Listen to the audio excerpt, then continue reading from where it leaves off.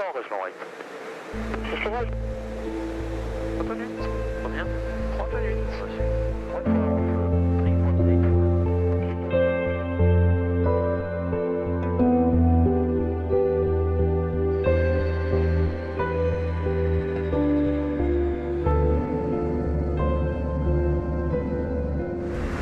On est actuellement 3 dans le cockpit.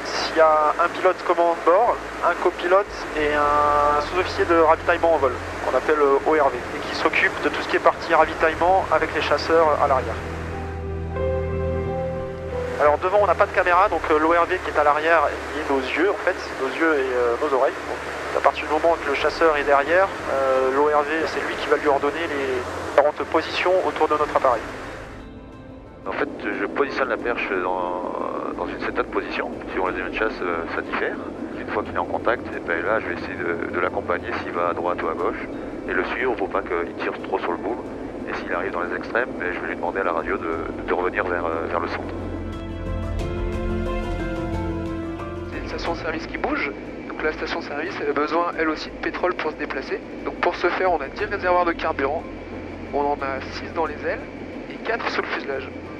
Tout le pétrole qu'on a dans l'avion, il peut être transféré pour les chasseurs. Et tout le pétrole qu'on a dans l'avion, il peut être consommé pour nous.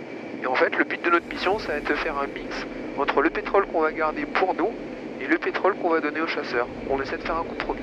Pour les comètes, c'est dans la boîte, c'est parfait, merci. Vous pouvez accélérer en ligne droite et on réussit.